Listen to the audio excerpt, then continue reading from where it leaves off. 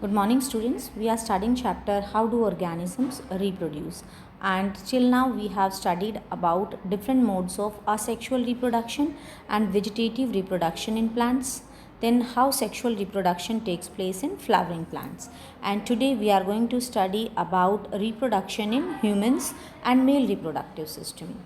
So reproduction in humans is one of the most important characteristic of life, because if the organism reproduces, then only the continuity of that race is maintained. So for continuation of the race, it is necessary to reproduce or to produce individuals of its own kind. Now, what is reproduction? It is the process by which a living organism give rise to the individuals of its own kind. Re means again, produce means to make individuals of its own kind is known as reproduction. Now, what are the benefits or advantages of reproduction? Number one, it ensures the perpetuation of their own species, means it maintains the continuity of its species or race. Second, it brings about the variation in the individuals to adapt in the given surroundings. As we know, the environmental conditions or the surroundings are changing day by day. So, reproduction leads to the variation. Variations आ जाती हैं, and because of the variations only, variations means differences or changes, and because of those variations only, an organism is able to survive in the changing surroundings. So thus the individual die but the species is not extinct, means an individual on attaining maturity, then it will reach to the senescence. Senescence होता है old age, means birth is there, then growth is there, then maturity is there, and then there is senescence. Senescence means old age, and old age leads to the death of the individual. So the individual dies but the species is not extinct, means the species will remain there, because what is there? Because of the reproduction. So for the continuity of the species, what is necessary? Reproduction. Types of reproduction: there are two types of reproduction, asexual and sexual reproduction. Asexual means only one parent is involved, and sexual means two parents are involved. And in asexual reproduction, new individuals are identical to their parent. See, in asexual reproduction, only one organism is involved, so there are very less chances of variation. Means variation, we can say that they are negligible. So whatever the characteristics are there in the parents, same characteristics will be transferred to the next generation. So the new individuals, they are identical to their parents. But in sexual reproduction, as the two organisms are involved, two individuals are involved, and the fusion of their genetic composition takes place, and it leads to the variation or the formation or the arise of new characters. So during sexual reproduction, new individuals are formed which are different, or which may be different from their parents. Then in asexual reproduction, large number of organisms are produced, whereas in sexual reproduction, few numbers of organisms are formed. So these are the differences between asexual reproduction and sexual reproduction, which are the types of reproduction. Now, what is puberty? See, whenever an organism is formed or it has taken birth, then there will be certain changes in the body, there will be growth, and then that organism will reach to the maturity. So the period from the birth to the maturity, इस period के अंदर जो भी उसकी body के अंदर जो changes आए, that is puberty is the period in children's lives when they experience physical changes by which their bodies eventually become adult bodies. Means whatever the changes which are taking place, physical changes which are taking place in the body of an organism from birth to the adulthood, जो उसकी body में physical changes आए उसके birth से, और जो है changes आते गए, और जब वो प्यूबर्टी पर पहुंचता है तो उसकी बॉडी के अंदर कुछ फिजिकल चेंजेस आते हैं, and the body becomes adult, and the person becomes able of or capable of reproduction. So that is called as puberty. Now, secondary sexual characters. When a person reaches to the maturity, means whenever an organism, and if we talk about humans, so certain changes takes place in the body of males and females. Now one main thing that will take place, that the male or the female will become capable of reproduction. So reproduction, it is done by the production of gametes. Gametes or the sex cells will be produced by the male body as well as the female body. Along with the production of these gametes and along with the maturation of the reproductive system, there will be certain other changes in the body of male and female, and these are called as secondary sexual characteristics. For example, in males, there will be growth of hair on the face, means there will be moustaches and beards. Then there will be growth of hair on armpits and in the pubic region. Pubic region means areas in between the thighs. So, and then growth of penis and testicles, means the reproductive organs that may be accessory or the main reproductive organs, they will mature. So growth of penis and testicles will take place. Then shoulders grow wider and heavier, means there will be physical growth also of the male body. And if we talk about the females, growth of hair on the armpits and pubic region, means there will be growth of hair. Then breast develop, growth of vagina and uterus, which are the parts of female reproductive system.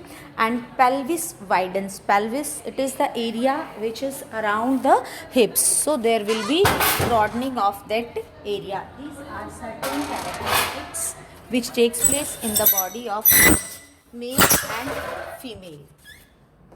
Now sexual reproduction. What is sexual reproduction? Two parents are involved in sexual reproduction. Then offsprings are genetically, they have some genetic characters they have derived from their parents. So offsprings get genetic characteristics from both the parents, mother as well as father. Reproduction may be internal as well as external, means the growth of the individual, growth of the fetus, that may be inside the body or that may be outside the body. If we talk about human beings, then reproduction is internal. But if we talk about the frogs, reproduction is external. What the frogs do, they release their male and female gametes in water. Then sperms, which are known as male gametes, they will float, they will swim along with water currents and they will reach to the egg and fertilization will take place. So this is known as external reproduction and external fertilization. Whereas in human beings, growth of the fetus takes place inside the mother's body. So this reproduction is internal fertilization and internal reproduction. Whereas if we talk about the hens, birds, what is there? There is internal fertilization but external development. What does it mean? It means that the egg is fertilized internally, but when a hen lays its egg, it is a fertilized egg, and the growth of the or the development of the chick takes place outside the body of the hen. So this is internal fertilization and external development. यानी sexual reproduction को भी हम 3 parts में divide कर सकते हैं: internal fertilization, internal development, internal fertilization, external development, and external fertilization, external development. External reproduction is taking place in fish and frogs. We have just talked कि वो अपने sperm और egg को water में release कर देते हैं. Fertilization बाहर हो रहा है body के, और जो growth of the young one है, that is also taking place outside the body. Internal fertilization, human beings में tortoise और crocodiles, these are the examples. So what is fertilization? I am using this term again and again, that internal fertilization, internal development. What is fertilization? When a body becomes sexually mature, then the body will start producing male and female gametes. If the body is male, it will produce male gamete, which is known as sperm. And if the body is female, it will produce the female gamete, that is known as ova or egg. Now the fusion of this male and female gamete is known as fertilization. Process name is fertilization. and after fertilization what will be formed? Zygote will be formed. Now zygote is unicellular. Why it is unicellular? Because किसका fertilization हुआ? Egg का. Egg क्या है? एक cell है. Sperm ने उसे fertilise किया और जब स्पर्म फर्टिलाइज करता है only the nucleus enters into the egg. तो यहाँ पर अभी सेल तो क्या रही? वन ही, बट न्यूक्लियस कितने हो गए? Two nucleus. One nucleus male body and the other nuclei of the female body, and this is known as zygote, and name of the process is fertilization. Now this zygote, it will undergo repeated cell division and it will form the embryo. So these are the various events which takes place during sexual reproduction. Reproduction in humans, sexual reproduction it is. Fertilization, it takes place inside the mother's body. Embryo grows inside the mother body. Okay, male gamete known as sperm, whereas the female gamete is known as ovum or egg. Fusion or the union of sperm and ovum, it is known as fertilization, and it will lead to the formation of embryo, and development of embryo will take place in the mother's womb. Womb is the uterus, means inside the mother body. Female reproductive system has a part known as uterus, which we are going to study in our next class. This uterus is also known as womb. The growth of the embryo will take place in this uterus or womb. Then after 9 months, mother gives a birth to the baby. This 9-month period is from fertilization till the birth of the baby. जो duration होगी, that time is known as gestation period, and in human beings it is about 9 months. Then after the birth, the baby will feed on mother's milk, and this milk is produced by the mammary glands for certain time. Means milk production takes place after the birth of the baby in human female. Then as human baby takes birth from the mother's womb, humans are known as viviparous. See, animals are categorized into two categories, oviparous and viviparous. Ovi is made from ova word.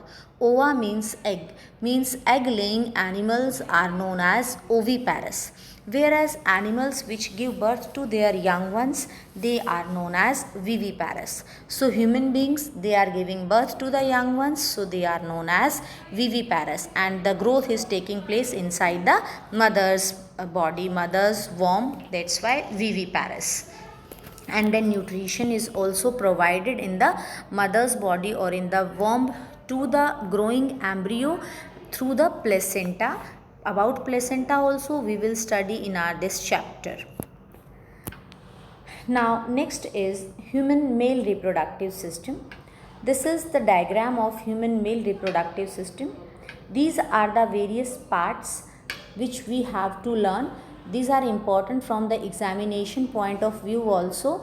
Means this diagram can come in the exam for drawing also and for labeling also, and their functions are also important. So we will start reading one by one these various parts. First of all, we will start from the testis. This testis is the main reproductive part of the male body. Testis.